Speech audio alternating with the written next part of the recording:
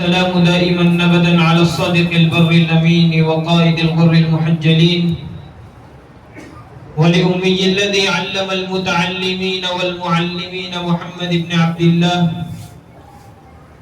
صلى الله عليه وعلى آله وصحبه أجمعين وعلى التابعين وتابعهم بإحسان إلى يوم الدين. أما بعد،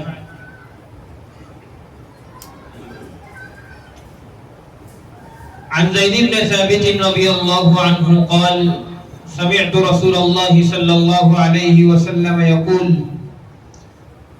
نظر الله امرأ سمع منا حديثا فحفظه حتى يبلغه فرب حامل فقه إلى من هو أفقه منه ورب حامل فقه ليس بفقيه. رواه ابو داود. حضرات، ہم اور آپ کے سامنے جب علم اور حفظ کی بات آتی ہے یا طالب علم کی بات آتی ہے تو ہمارے اور آپ کے ذہن میں ایک ہی سوال اٹھتا ہے کہ ہمیں اگر قرآن حفظ کروانا ہے تو ہم اپنے چھوٹے سے بچے کو حفظ میں ڈال دیں گے، یا ہمیں شریعت کے احکامات کو سکھانا ہے یا کسی کو بھی شریعت سکھانا ہے تو ایک چھوٹے سے بچے کو اس کے لیے مکلف کر دیں گے، اس کو مدرسے میں ڈال دیں گے، وہ حفظ کرے گا، وہ اس میں شریعت کی تعلیمات حاصل کرے گا۔ یہ بات سچ ہے کہ ہمارے اور آپ کے ذہن میں یہی چیز ہمیشہ آتی ہے، لیکن آپ سب لوگوں کو یہ معلوم ہونا چاہیے کہ علم کا اصل مکلف وہ بچہ نہیں ہے جو بچہ ابھی تک بالغ بھی نہیں ہوا یا بلوغت کی عمر تک پہنچا ہوا ہے، بلکہ شریعت کے علم کا اصل مکلف وہ شخص ہے جو اپنی عمر کو، جس کی عمر نوجوانی میں داخل ہو چکی ہے اور جو نوجوانی سے لے کر کے بڑھاپے تک کی عمر تک وہ جو جا چکا ہے، یہ عمر ہے علم حاصل کرنے کی اور اپنے آپ کو جہنم سے، قبر کے عذاب سے اور دوسرے عذابات سے بچانے کی اور جنت میں داخل کرنے کی۔ کیونکہ میں آپ کو اس کی کئی ایک مثالیں آپ کے سامنے پیش کروں گا۔ آئیے سب سے پہلے کچھ احادیث کی طرف ہم نگاہ دوڑاتے ہیں۔ اللہ کے نبی صلی اللہ علیہ وسلم نے کئی ایک حدیث میں فرمایا، جیسے ایک حدیث میں فرمایا مَن یُرِدِ اللَّهُ بِهِ خَیْرًا یُفَقِّهُ فِی الدِّین، اللہ جس کے ساتھ خیر کا ارادہ کرتا ہے اسے دین کی سمجھ دیتا ہے۔ تو کیا دین کی سمجھ دینے کے لیے کیا اللہ نے اس چھوٹے سے بچے کو مکلف کیا ہے جو بچہ ابھی بالغ بھی نہیں ہوا ہے، یا اللہ نے مکلف اس شخص کو کیا ہے، یا اللہ کے رسول نے فضیلت اس کو دی ہے جو نوجوانی کی عمر کو پہنچ چکا ہے یا جوانی کی عمر کے آگے بڑھاپے کی عمر تک جا چکا ہے۔ آپ کتنی بھی ایک مثال لیجئے، آج ہمارے اور آپ کے ماحول کی طرف نظر دوڑائیے تو ہمیں پتا چلے گا کہ کتنے ہی ایسے لوگ ہیں جن کو اپنے دین کی بنیادی باتیں نہیں معلوم ہیں، جیسے احسان کسے کہتے ہیں، اسلام کسے کہتے ہیں، ایمان کسے کہتے ہیں، توحید کسے کہتے ہیں، لا الہ الا اللہ کے کیا صحیح معنی ہوتے نہیں معلوم، لا الہ الا اللہ کے تقاضے کیا ہوتے نہیں معلوم، لا الہ الا اللہ کے شروط کیا ہوتے نہیں معلوم ہے، لا الہ الا اللہ جب ہم پڑھتے ہیں تو اس کے اندر کون سی چیز شامل ہوتی ہے اور کون سی چیز کا ہم انکار کرتے ہیں نہیں معلوم، کوئی چیز نہیں معلوم۔ یہ ایک بنیادی علم ہے جو کہ ہم پڑھتے ہیں کلمہ طیبہ لا الہ الا اللہ، لیکن زبان سے ادا کر دیتے، دل سے اس کا تصور بھی نہیں اور نہ ہی اس کے بارے میں جانکاری اور نہ ہی اس کے معنی و مفاہیم کے بارے میں جانکاری۔ آج ہم لوگ نمازیں ادا کرتے ہیں، ہم نمازوں کے اندر سورہ فاتحہ پڑھتے ہیں، نمازوں کے اندر دوسری سورتیں پڑھتے ہیں، لیکن ہمارا معاملہ کیسا ہے؟ اگر کوئی شخص ایسے ہی آتا ہے رسمی طور پر نماز پڑھنے تو اس کا حال یہ ہوتا ہے کہ وہ آتا ہے اور اسپیڈ میں سورہ فاتحہ پڑھتے ہوئے جاتا ہے اور رکوع کرتے ہوئے جیسے نماز پڑھ کے نکل جاتا ہے۔ مان لو اگر کوئی شخص کسی کے اندر تقویٰ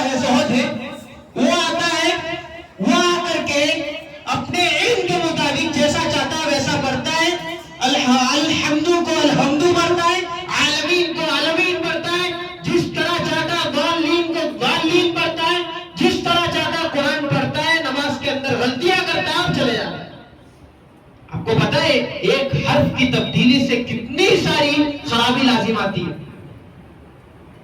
اللہ کے نبی صلی اللہ علیہ وسلم نے قرآن کی تعلیمات حاصل کرنے والے کے لیے فضیلت بیان کی. خیرکم من تعلم القرآن وعلمہ، کہ تم میں سب سے بہترین وہ ہے جو قرآن کو سیکھے اور سکھائے. تو کیا اس سے صرف عالم اور اہل علم اور طالب علم مراد ہے؟ نہیں. اللہ کے نبی نے خاص نہیں کیا کہ تم میں سے جو طالب علم ہے یا تم میں سے جو علماء کی جماعت ہے انہی کو یہ فضیلت حاصل ہے. نہیں، جو بھی تم میں سے قرآن کا علم حاصل کرتا ہے، قرآن کا علم سیکھتا ہے، دوسروں کو سکھاتا ہے، اس کے لیے فضیلت ہے. خیرکم، تم میں سب سے بہتر وہ ہے جو کیا کرتا ہے؟ قرآن کو سیکھتا ہے اور قرآن کو سکھاتا ہے. لیکن ہمارے یہاں دیکھیے، نہ قرآن کو سیکھنے کا کوئی تصور موجود ہے، نہ سکھانے کا کوئی تصور موجود. ہم لوگ پوری زندگی گزار دیتے ہیں ایسے ہی آبسن گزار دیتے ہیں، بیکار گزار دیتے ہیں. لیکن کبھی ہمیں یہ چیز نہیں ہوتی ہے، ہمارے دل میں یہ تصور نہیں آتا ہے کہ ہم قرآن کی تعلیمات کو سیکھنے کی کوشش کریں، جس کے لیے ہمیں اللہ کے سامنے حاضر ہونا ہے. ہم نمازیں ادا کر رہے ہیں، عبادتیں ادا کر رہے ہیں، عبادتوں کے طریقے کیا ہے، اس کے اندر جو پڑھنے والے اذکار ہے اس کے اذکار کے طریقے کیا ہے، یہ ہمیں سیکھنے کی ضرورت ہے. لیکن ہم نہیں سیکھتے ایسے یہ ساری چیزیں. اللہ رب العالمین نے ان چیزوں کو نہ سیکھنے والے یا اللہ کے ذکر سے اعراض کرنے والے، اللہ کے کلام سے اعراض کرنے والوں کے لیے بہت بڑی اللہ رب العالمین نے وعید سنائی ہے. فرمایا وَمَنْ أَعْرَضَ عَنْ ذِكْرِي فَإِنَّ لَهُ مَعِيشَةً ضَنكًا وَنَحْشُرُهُ يَوْمَ الْقِيَامَةِ أَعْمَى. اس کے علماء نے دو مفہوم بیان کیے. ایک مفہوم یہ کہ جو اللہ رب العالمین کے ذکر سے غفلت برتتا ہے، یعنی ذکر سے غفلت برتنا، ایک تو سراسر ذکر نہیں کرتا ہے، یعنی کبھی ذکر کرنے کا وہ سوچتا ہی نہیں ہے، اور ایک تو ذکر کرتا ہے لیکن ذکر کرنے میں غفلت برتتا ہے. جیسے میں نے ابھی آپ کے سامنے مثال بیان کی کہ عالمین کو عالمین پڑھ دیا، کسی چیز کو کچھ اور پڑھ دیا. یہ ذکر میں غفلت برتنا ہے کہ جس طرح اللہ نے بتایا ہے، جس طرح اس کے رسول نے بتایا ہے، شریعت نے جس طرح بتایا اس طرح نہ پڑھ کے دوسرے طریقے سے پڑھنا.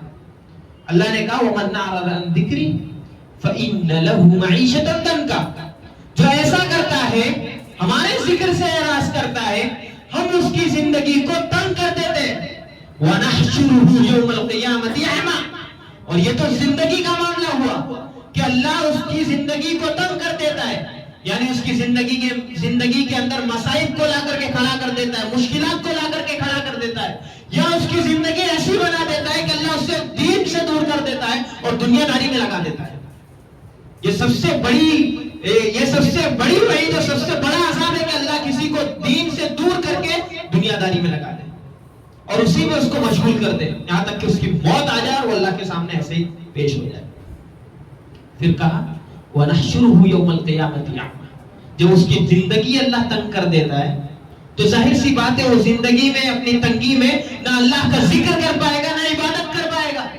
تو کہا ہم اس کو قیامت کے لیے اندھا کر کے اٹھائیں گے. وہ کہے گا قَالَ رَبِّ لِمَ حَشَرْتَنِي أَعْمَى. کہ میرے رب تو نے مجھے اندھا کر کے کیوں اٹھایا، جبکہ وَقَدْ كُنْتُ بَصِيرًا، جبکہ دنیا میں دیکھنے والا تھا، دنیا میں تو نے دونوں آنکھوں کی بینائی دی تھی، آج مجھ سے قیامت کے دن یہ بینائی کیوں چھین لی؟ اللہ کہے گا قَالَ كَذَلِكَ أَتَتْكَ آيَاتُنَا فَنَسِيتَهَا وَكَذَلِكَ الْيَوْمَ تُنْسَى. کہ اسی طرح جس طرح تجھے آج اندھا کر کے اٹھایا گیا، اسی طرح تمہارے پاس ہماری آیتیں آئی تھی بینائی کے طور پر، تاکہ تو اس کو دیکھتا، اس کو سمجھتا، اس پر عمل کرتا، اس کو سیکھتا، لوگوں کے سامنے جا کر کے اس کو سیکھتا، اس سے ذکر کرتا. فنسیتا، لیکن تم نے کیا کیا؟ اس کو بھلا دیا. وَكَذَلِكَ الْيَوْمَ تُنْسَى. اسی طرح آج ہم نے تمہیں بھلا دیا جس طرح کل تم نے ہمیں اور ہمارے ذکر کو بھلا دیا. تو اس کی کتنی بڑی وعید ہے. آپ سوچئے کہ ہم اور آپ نماز میں جو پڑھتے ہیں، جو بھی اذکار کرتے ہیں، آپ کو ایک مثال کے ذریعے میں ایک چیز سمجھاؤں. عربی زبان میں ایک ہوتا ہے قلب کا لفظ، جس کو ہم کہتے ہیں بڑی قاف سے قلب کا لفظ. اور ایک ہوتا ہے قلب قلب، جس کو چھوٹی کاف سے پڑھا جاتا ہے. آپ کو معلوم ہے ان دونوں میں کتنا ڈفرنس ہے؟ اگر آپ اسی قلب کو بڑی کاف سے پڑھتے ہیں اس کا معنی ہوتا ہے دل، اور اگر آپ اسی